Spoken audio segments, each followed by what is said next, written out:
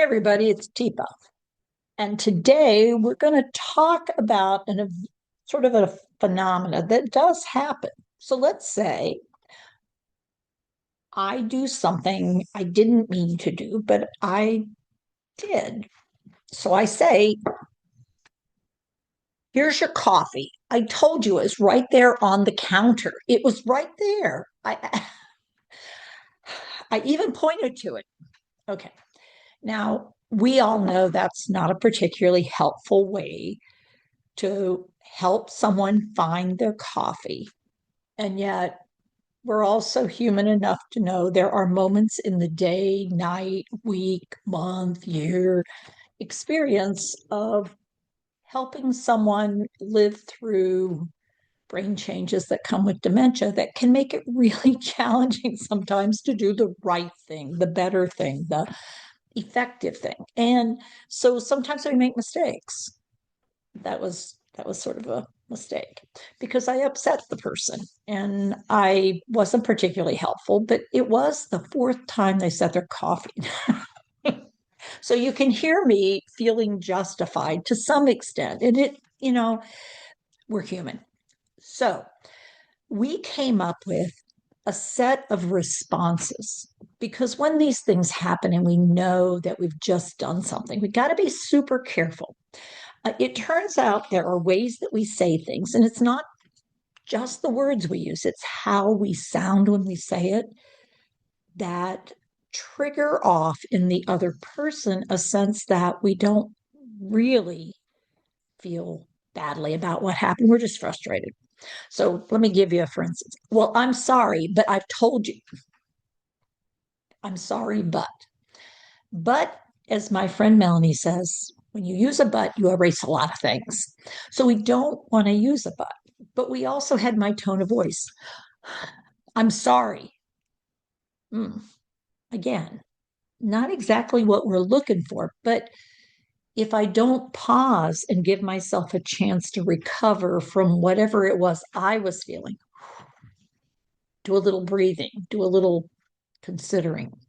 We did come up, and I'm going to show you the poster. What could be super helpful is to have something I can look at real quick, think, which of these do I want to try out? Because I've got somebody who's not very happy with me right now. And we could just ignore that and think, well, they've got brain changes and their memory isn't great, but don't count on it because how I made you feel can stick with me if it doesn't stick with you. And if I don't figure out how to let go of this and make it okay or less problematic than I'm holding on to something, I've really got to get to a place where I could be feeling badly about what just happened. I recognize you have brain changes. I know I was tired, and I understand that how I went about doing that wasn't particularly beneficial to either one of us. So let me just show you what the poster looks like. And it has two sides to it. We'll get to the other side in a second, but this is the side I want to share with you first. So here's the share. And it has what we're going to do is acknowledge that the person is dissatisfied with us. We really came up with, I mean, we've been through this a while, but here's a quick poster and it gives you like, here's the thing that we're doing. So we want to acknowledge dissatisfaction. The other side of the coin is we want to also express appreciation. So if we want to acknowledge something, I could say, what I did was really not helpful. I might say emotionally. This really was not an okay thing for me to do. This emotional thing that I did, oh boy, I blew up. So looks like you're really frustrated with me because I sounded frustrated with you. Yeah. Now notice I'm pausing because until I hear back from the other person, where are they with this? I don't know for sure exactly where I'm going to go. I could say, feels like I really disrespected you. Wow, that is really not okay. Not okay for either one of us. Okay. You did not expect me to do that, did you? and it looks like it was not okay for you. Or, oh, this is really hard. Really hard, huh? So, hopefully, in my sharing, what you noticed was I took a pause and I truly am acknowledging, wow, we're both dissatisfied. And I'm acknowledging this didn't try, this really didn't. What happened was, ugh. So you took my car keys, might be something I said. Wow. So the car keys are not where you typically have them.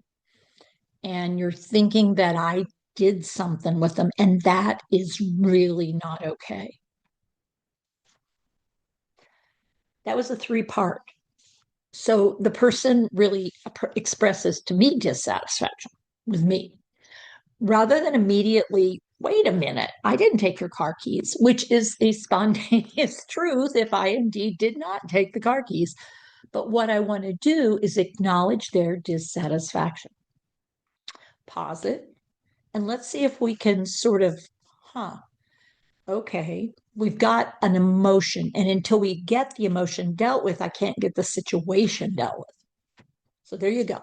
Now, on the other side of the coin, there's appreciation, expressing appreciation. Wow, thank you for your help. I really appreciate you spending this time with me. It was super helpful. Or thanks for your support trying this out. I really needed a partner on it, and I am very grateful that you were willing to partner on it. Ooh, you have a really good eye for this. You picked up right away that the cup was not where it was supposed to be.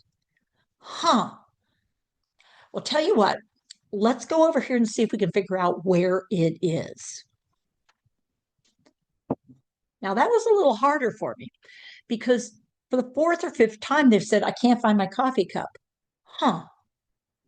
I made myself pause and I said, oh, you have a really good eye for noticing your cup was not where you expected it to be. Rather than seeing what they have as a deficit, which by all rights, it is pretty hard. Just it's like it's right over there by the microwave. But I've already tried that a couple times. And what happens is go over, take a sip, sit it down, and then lose it again.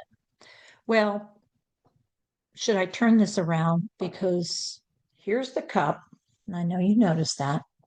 Let me go ahead over here because I do want us to recognize, something that seems really obvious for me, which is I see the cup, I see that it was really not that hard. Let me take you over here though, because the light over here isn't as great. And what if the person sat it down like right there? Now, if you notice all the things that are on the counter, that's a lot of stuff to have to look at, figure out, and then hone in on that coffee cup. And the person came over to find me and said, I can't find my coffee cup. And what's happening apparently is not working for either one of us. So I have a choice. I can appreciate that they really do see me as the person who can help. And I can also appreciate the idea that what I'm doing is not helping right now. So I have a choice. And I do appreciate that they did ask me rather than get angry. But at the same time, I've got to try something different. So I appreciate it. So, what we can do is use posters like this for ourselves or for others to remind us how we are with each other really does make a difference. When something isn't going well, noticing that, responding to that, creating a new opportunity for a shift, a building of relationship, And when something does go well, acknowledging that and showing appreciation. But sometimes when someone's upset, what did you do with my car keys? It's super hard to simply first acknowledge the dissatisfaction and then how can I express appreciation? Well, if we do locate the car keys, I could say, I really appreciate that we figured this out. I am really sorry that you felt like I would hide the car keys from you. That, as far as I know, is not what happened. But I can tell you were really angry at that time. And I really do appreciate that you came to me and we figured it out. Then with me, may I have a hug? Because hugs, if someone is willing to take and give one, often bring us back together as human beings. Give us that opportunity to make a connection that is person to person, spirit to spirit, um, and let go of the things that don't really matter. This is a mini poster. It's one of a set of 15 that we pulled together. And the plus of these is that it addresses a number of little topics. But when we do things like post these up, share these out, have these available, it can help us in that moment support ourselves, support someone else, give us something to consider that moves past where we tend to get stuck. And we made them to be pretty small, pretty simple, but each one of them is an opportunity to look at things that within positive approach to care, we think do have the potential to make a difference. So, for those of you out there who are living the life in the world of dementia and brain change, maybe 5 things of appreciation and 5 acknowledgments of dissatisfaction might make a difference.